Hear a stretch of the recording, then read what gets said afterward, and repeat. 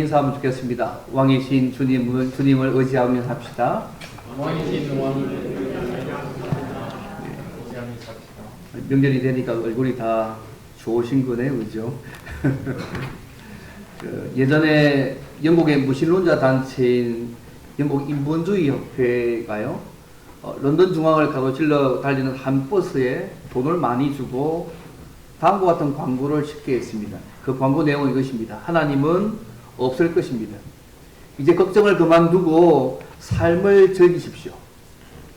버스 광고에 이렇게 나왔습니다.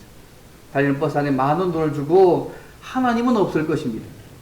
이제 걱정을 그만두고 당신의 삶을 즐기라고 그렇게 광고했습니다. 이들의 목적은 종교 없는 세상을 만들자였습니다. 당시 BBC 방송의 인터뷰에 보면 사람들은 이제 더 이상 예수님에 대한 광고를 그만 보고 싶어 한다고, 실정을 느낀다고 말했습니다.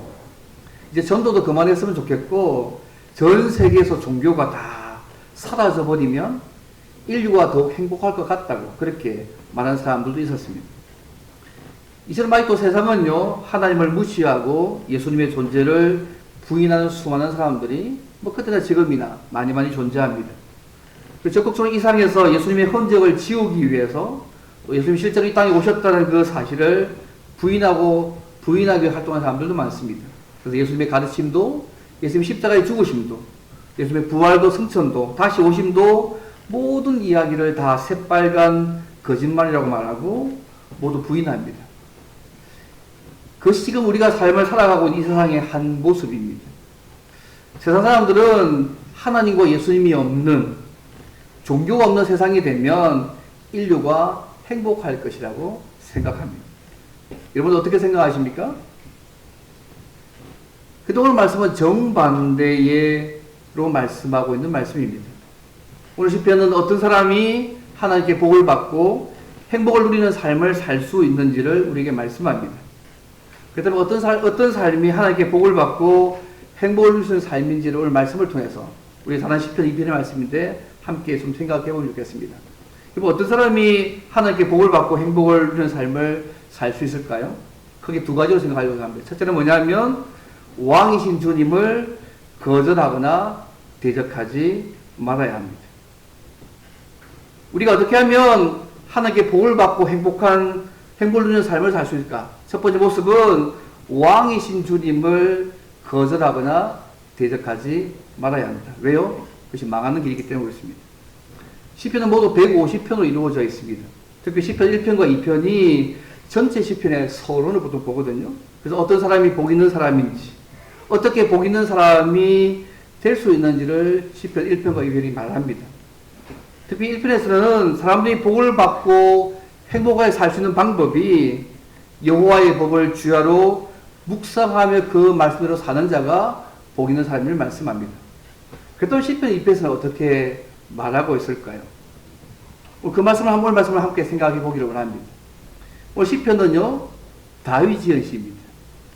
사실 오늘 본문에 보시면 다윗이 시라는 증거는 없지만 시작 성경에 이 시편을 다윗의 시라고 사도행전 4장 25절에 26절에 말씀을 하고 있습니다.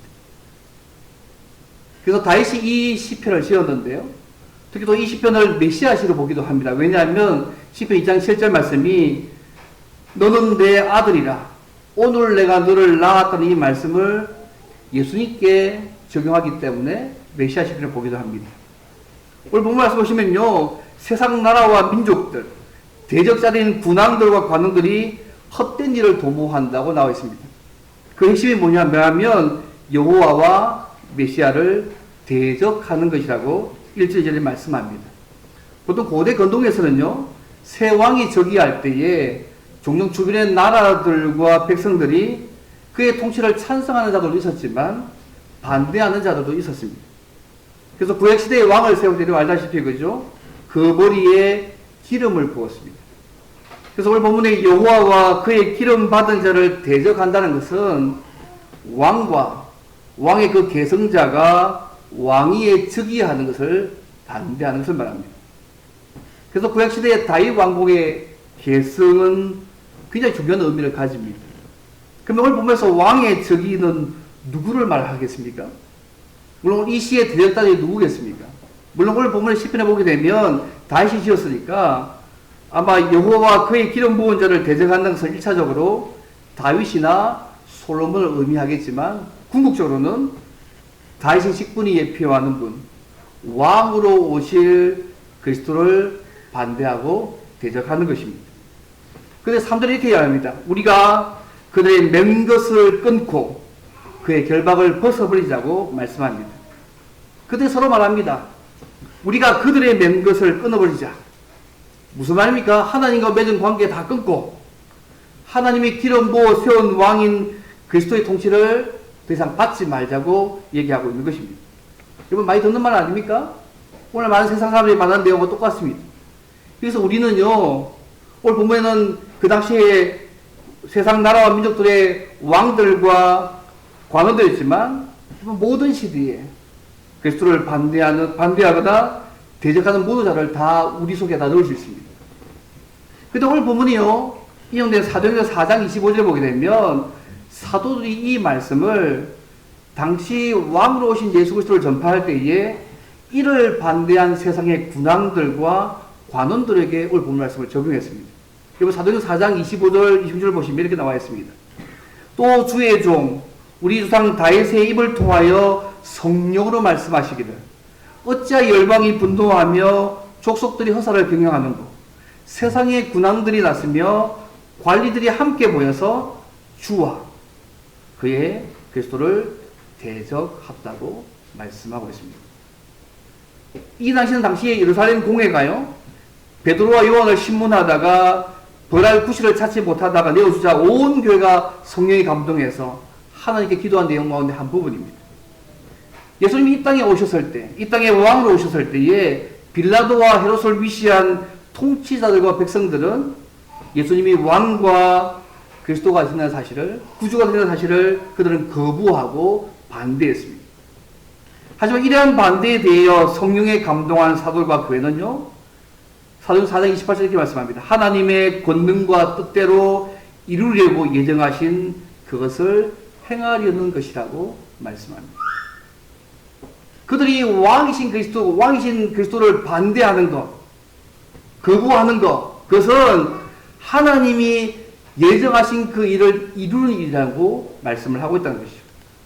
시편 2장 1절의 3절 말씀처럼 사람들이 그리스도의 통치를 반대하고 있지만 결국은 하나님의 뜻대로 예정하신 것을 하나님은 이루어 가신다는 것입니다. 대적들의 목적을 이루는 것이 아니라 하나님의 뜻을 하나님이 이루신다고 말씀하고 있습니다. 그러면 왕으로 오신 예수님을 반대하는 자들에서 하나님이 어떤 반응을 보이실까요? 오늘 본문 보시면 하나님께서는 그와 기름 부음 받은 자인 그리스도의 통치를 반대하고 거역한 자들에서 그들의 행동이 의로운 것이기 때문에 비웃으신다 말씀하고 더 나아가서 분을 발하여 진노하신다고 4절 5절에서 말씀하고 있습니다. 왕 대신 그 주님의 통치를 거부하고 반대하는 자들을 하나님은 가섭게 비웃으실 뿐만 아니라 분을 내어서 진노하신다고 말씀하고 계십니다. 왜 하나님이 진노하십니까? 대적들이 새 왕의 적이 그리스도의 왕 되심을 거부하고 그의 통치를 받지 않았기 때문입니다. 여러분, 하나님의 진노는 항상 심판과 관련해 나타나지 않습니까? 그분의 말씀 듣기를 거부하고 하나님의 일을 멸시하는 자들에게 늘 하나님의 진노와 심판은 늘 이어집니다. 근데 하나님께서 하나님을 반대하는 자들을 놀라게 하시면서 6절 말씀에 내가 나의 왕을 내 거룩한 산 시온에 세웠다고 말씀하고 있습니다. 여러분, 거룩한 시온이 어딜까요? 성전이 있는 곳이고요, 왕의 보좌가 있는 곳으로 쫓겨난 예루살렘을 이야기합니다. 그러나 상징적인 의미로는 하나님이 통치하시는 곳이기도 한 곳입니다. 하나님은 모든 나라와 모든 민족이 반대해도 그의 기름 부은 자인 그리스도를 왕으로 세우셔서 당신의 나라를 세우실 것입니다. 여러분, 그거 믿으세요? 하나님 지금도 그렇게 세워가고 계시고 그 나라가 세워지는 방향에서 지금도 나아가고 있습니다. 하나님께서 그의 왕국을 세우시면 어떤 민족이나 어떤 인생들이나 소위 지옥의 권세들이라 할지라도 그 왕의 명령에 복종해야 합니다. 왜냐하면 하나님께서 그들의 행동을 비웃으시고 그리스도를 왕으로 세우셔서 그 앞에 복종하게 하실 것이기 때문에 그렇습니다. 근데 이 기름 부은 자가 왕이 되어서요, 그의 통치권을 행사하는데 실제로서 이렇게 얘기합니다. 너는 내 아들이다. 오늘 너를 낳았다고 말씀하고 있습니다. 무슨 말입니까, 여러분? 여호와 하나님께서 그 왕권을 기름 부음 받은 자이신 그리스도에게 주셨다는 말씀입니다. 여러분, 고대 근동의 역사에서요, 신의 아들이란 말은 왕과 그 왕직을 계승할 자의 관계를 묘사하는 단어였습니다. 그래서 너는 내 아들이라는 이 말은 하나님께서 그리스도를 왕으로 선택하셔서 백성을 통치하실 것이라는 그 말씀입니다. 그래서 사도 바울이 이 안디옥 회당에서 설교할 때요, 이 말씀을 부활하신 그리스도에게 적용시켰습니다.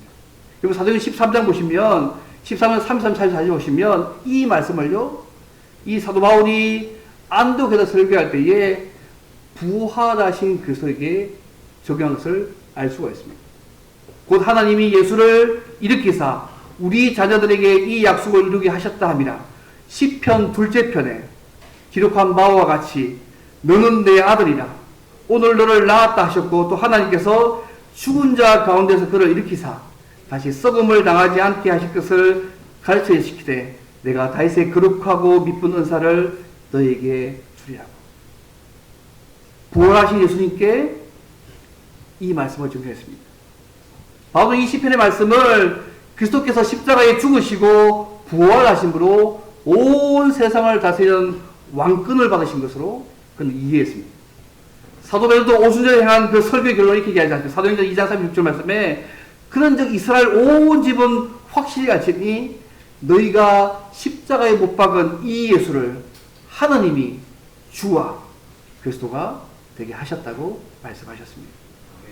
그래서 너는 내 아들이라 오늘 낳았다는, 내가 오늘 너를 낳았다는 말씀은 십자가와 부활로 말미암아 예수께서 하나님의 아들로 인정이 되셨고 온 세상을 통치하는 왕권을 가지셨다는 말씀입니다.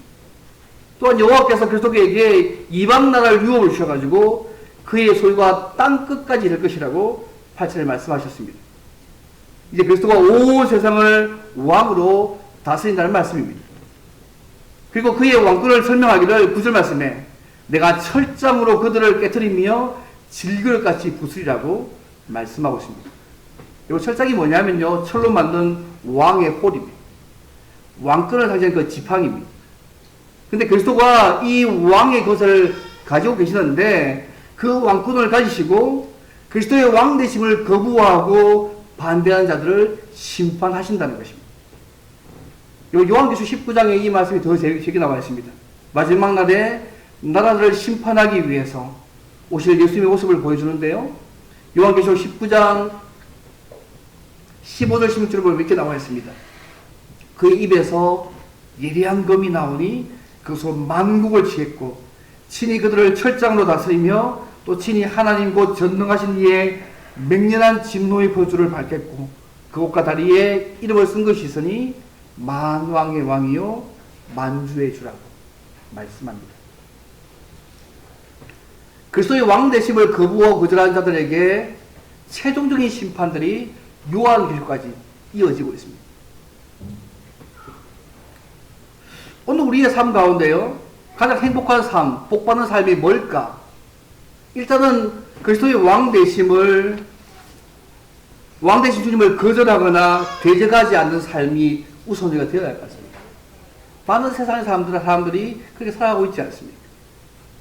그러나 우리는 이미 예수 그리스도를 우리의 삶의 구주와 주님을 영접하고 그 주님을 바라보고 살고 있습니다. 하지만 혹시 우리의 삶 가운데도 혹자 이렇게 얘기하더라고요. 그리스도께서 우리의 삶의 주님과 왕이신지 아닌지를 알 수 있는 한 가지 방법이 하나 있는데 그래서 우리의 금전 출납부를 살펴보는 것이라고 얘기하더라고요. 무슨 의미인지 아시겠습니까? 우리가 돈을 어느 곳에 사용하고 있는지, 우리 자신을 위해서만 사용하고 있는지, 시간 사용을 어떻게 하고 있는지, 우리는 어떤 오락을 즐기고 있는지, 우리를 주님으로부터 멀어지게 하는 세상적인 것들을 즐기고 있는지, 우리 사람들이 좋아하거나 우리를 받아들이게 하기 위해서 죄에 대해서 관대한 태도를 취하고 있는 것은 아닌지, 우리의 삶은 어떠한지 체크해 볼 필요가 있다고 얘기합니다. 물론 우리가 우리 예수 그리스도를 우리의 삶의 주인으로 구주로 모시고 살고 있습니다. 내가 그분만을 따르며 순종하며 신뢰하며 사랑하겠다고 목표 삼고 있습니다. 하지만 우리의 삶 가운데 왕이신 주님을 부인하지는 않지만 삶 속에서 왕 되신 주님의 통치를 거절하며 사는 부분과 영역은 없는지 돌아보실 필요가 있습니다. 세상 사람은 아예 대놓고 얘기합니다. 그리스도의 왕 대신 거절하고 반대합니다.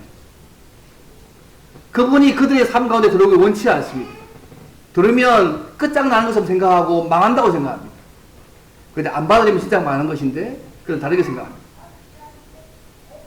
그래서 시술을 사는 사람이 이렇게 얘기합니다. 천국을 지향하면 세상을 덤으로 얻을 것이지만 세상을 지향하면 둘 다 잃을 것이라고 그렇게 말씀합니다. 사랑하는 성도 여러분, 우리가 추석 명절을 맞고 있습니다. 오늘에도 예수님이 왕 되심을 반대하는 일들이 세계 곳곳에서 우리의 주변에서 많이 일어나고 있습니다.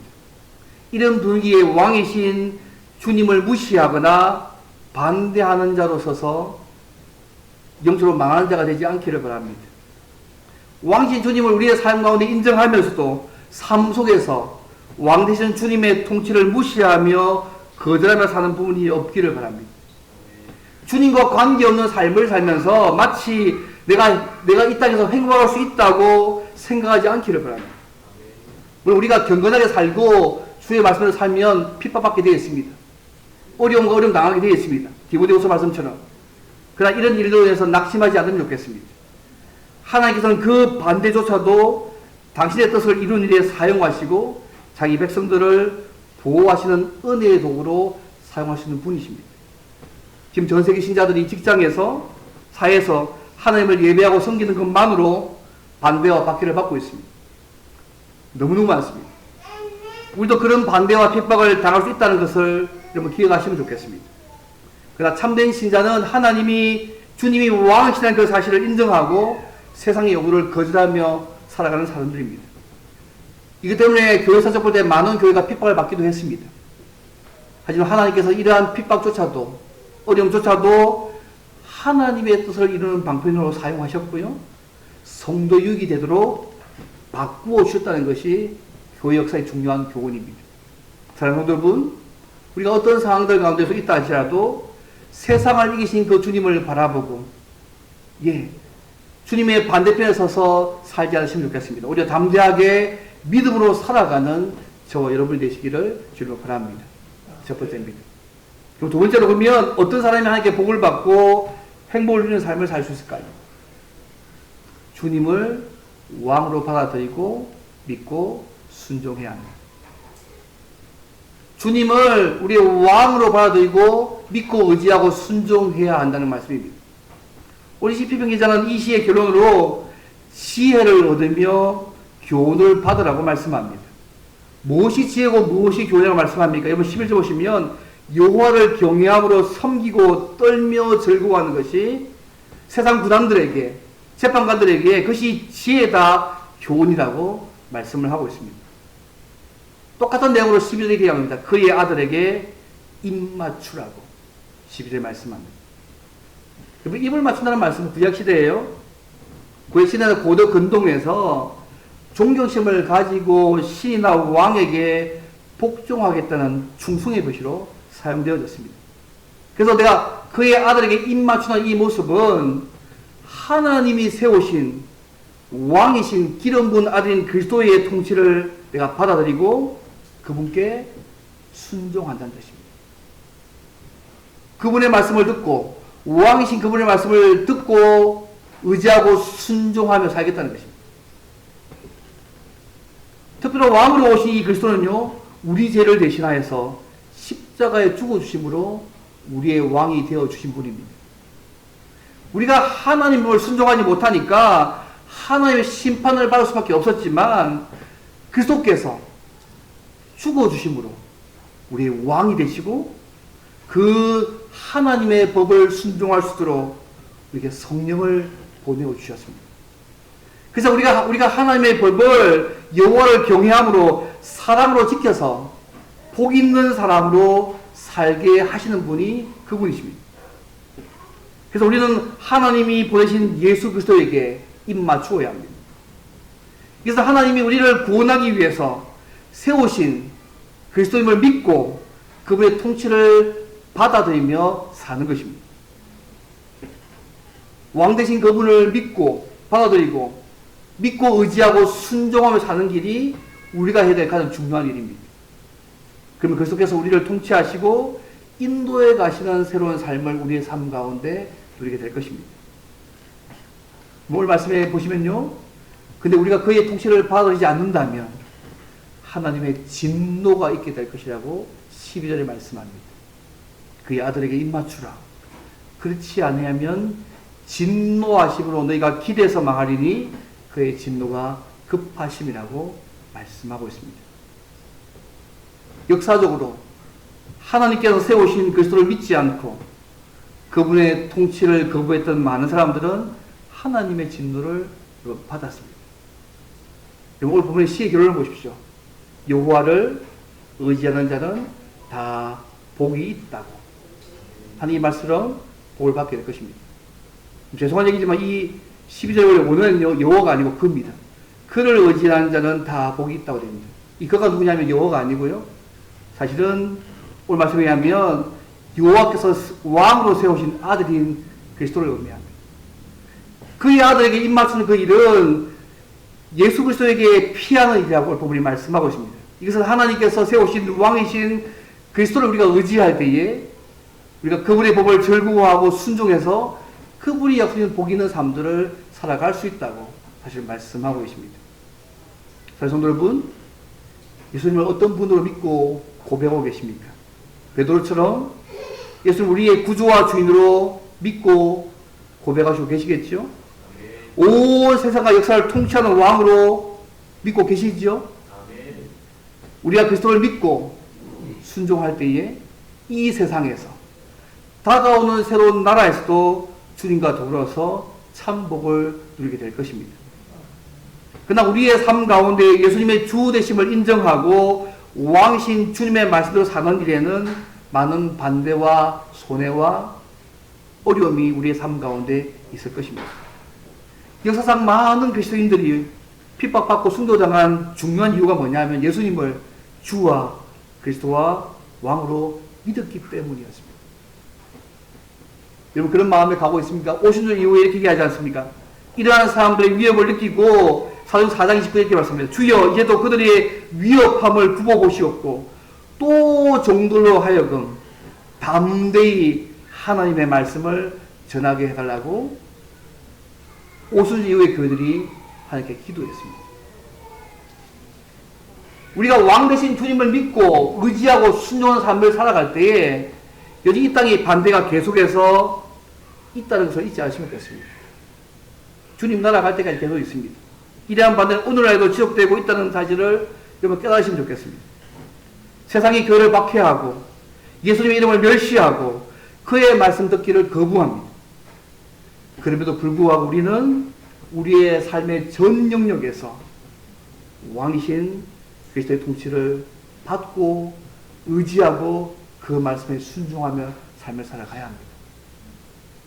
그것이 진짜 복된 삶이고요. 복을 얻고 행복된 삶을 누리는 삶의 모습이라고 본문이 말씀합니다. 예전에 한번 말씀드린 게 있는데요. 그 핸델이 한 60을 바라보는 나이에 정신적으로 물질로 타격을 받아가지고 더 이상 희망 갖지 말자고 스스로 위안할 지경에 이르렀습니다. 하나님 어찌해서 제게 소생하는 은혜를 베풀어 주셨다가 사람들로 하여금 저를 버리게 하시냐? 어찌하여 저를 버리시냐? 한없는 슬픔 가운데 산책을 마치고 초라한 숙소로 돌아온 그에게요, 소포가 하나 와 있었습니다. 한 묶음의 오라토리오 가사였는데 친구인 찰스 제넨스 시인이 보낸 것이었습니다. 핸델이 가사를 쭉 훑어보면서 그의 마음을 찔러오는 가사에 눈이 멈췄습니다. 위로하라, 위로하라, 내 백성을 위로하라. 오 주 하나님이 말씀하신다. 주의 영광은 드러내고야 말리라. 그 육체가 그 영광을 보리라는 이사야 40장 말씀이 그 국가 속에 확 들어왔습니다.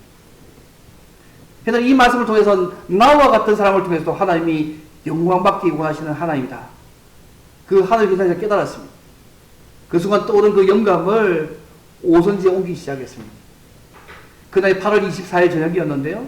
그리고 22일 동안 애들이 밥 먹는 거 잊어버리고 자는 거 잊어버리고 작곡했습니다. 그 곡이 우리 모두의 심령을 뒤흔든 대곡 메시아입니다. 우리는 하나님을 통해 우리를 드러내는 것이 아니라 하나님을 드러내며 높이는 삶들을 살아가야 합니다. 우리가 왕신 하나님을 받아들이고 그분을 의지하고 순종할 때에 하나님 우리에게 이래 더 큰 은혜를 주십니다. 우리가 왕신 하나님을 높여갈 때에 우리의 삶 가운데 비로소 감격과 기쁨도 우리 삶 가운데 더하여 주시는 것입니다. 조누라는 사람이 이런 책을 썼더라고요. 하나님을 제한하지 말라는 책에서 이 사람이 했던 재미있는 표현이 있습니다. 하나님이 왕이 되어서 우리를 다스리는 목적은 우리로 하여금 항상 복을 누리게 함인데 우리가 하나님의 말씀에 불순종함으로 그의 통치를 제한하고 있다. 재미있는 표현 아닙니까? 하나님이 우리의 왕이 되셔서 우리를 다스리는 목적은 우리로 하여금 항상 그분이 주시는 복을 누리게 하기 위함인데 우리가 왕이신 하나님의 말씀을 인정하지도 않고 불순종함으로 그의 통치를 제한하고 있고 그 복을 누리지 못하고 있다고 말한 것입니다. 우리가 왕으로 오신 그리스도의 통치를 받아들이기만 하면 그리스도께서 우리의 삶을 인도하시고 도와주시는 은혜로운 체험들을 우리의 삶 가운데 누리게 하실 것입니다. 그런데 문제는 우리가 그 말씀에 그분을 왕으로 인정하지도 않고 그 말씀에 순종하기를 거부함으로 그 하나님의 은혜로운 통치를 받지 못할 때가 많다는 것입니다. 말씀을 뵙겠습니다. 사랑하는 성도 여러분, 우리가 추석 명절을 맞고 있습니다. 어떤 말씀을 저희가 생각하다가 진짜 행복이 뭘까? 진짜 복을 받고 행복한 삶이 뭘까의 부분들의 핵심이 오늘 본문의 말씀입니다.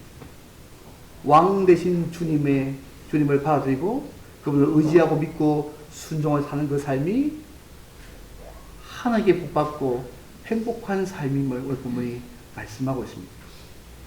하나님이 우리 주신 축복을 불순종함으로 이번 제한하거나 모르지 못한 일이 없게 되기를 바랍니다. 하나님께서 예수님을 이 땅에 보내시고 십자가에 죽게 하시고 부활하게 하신 것은 그분을 우리의 주와 그리스도가 되게 하셔서 우리를 다스려 주시기 위함입니다. 우리 멋대로 살라고 하신 것이 아니고 이제 그분께서 우리의 주가 되시고 그분의 그리스도가 되셔서 우리를 다스려서 살게 하시기 위해서 그 일을 하셨다는 것을 잊지 않으시면 좋겠습니다. 그래서 왕이신 그리스도의 통치에 우리의 모든 삶들을 맡기시기를 바랍니다. 그리스도의 통치에 우리 자신을 맡기는 것이 여호와를 의지하는 삶이고 복을 받는 유일한 삶의 모습입니다. 그러면 왕이신 그리스도께서 우리를 다스려 주시고 우리의 모든 문제를 해결해 주시는 은혜를 우리의 삶 가운데 누리게 하실 것입니다. 특별히 추석 명절에 많은 친지들을 만나게 될 거 아닙니까? 이때 우리가 왕으로 모시고 있는 이 주님을 전하시면 좋겠습니다. 이 주님을 믿고 의지하는 것이 참된 행복의 길임을 기도하면서 주변 친지들에게 아직 믿고 있지 않는 이들에게 전하시면 좋겠고요. 이미 문인 분들이 있다면 함께 기뻐하며 찬양하며 그렇게 영광을 돌리는 사람들을 살아가시면 좋겠습니다. 주님을 사랑하고 주님의 통치를 받아들인다는 것, 그분의 말씀을 믿고 순종하는 삶입니다. 주님께서 주신 복과 행복을 누리는 삶의 편으로 날마다 주님을 사랑할 뿐만 아니라 왕이신 주님의 말씀을 믿고 순종하며 살 뿐만 아니라 이 왕이신 주님을 우리의 말과 삶으로 전하며 살아가는 저와 여러분 되시기를 주님을 바랍니다. 또 우리의 전함 때문에 믿지 않는 우리 주변 친지들이 동일하게 왕 되신 주님을 믿고 의지하며 사는 복을 누리는 사람들을 살도록 여러분이 하나님의 축복과 은혜의 통로가 되어 주시기를 주님을 바랍니다. 이제 함께 기도하면 되겠습니다. 우리에게 이 땅에 오셔서 우리 왕이 되시고 또 우리가 그 영원신 주님을 믿고 의지하며 살 때에 이제 참 행복의 삶을 알게 하셨는데 이 삶이 진짜 우리 행복의 삶을 고백하며 살 뿐만 아니라 아직까지 이 주님을 알지 못하는 우리 주변 사람들 또 친척들에게 이 추석 명절에 그 주님을 잘 증거하는 복된 명절일 수 있도록 함께 도와달라고 함께 동서로 함께 기도하겠습니다.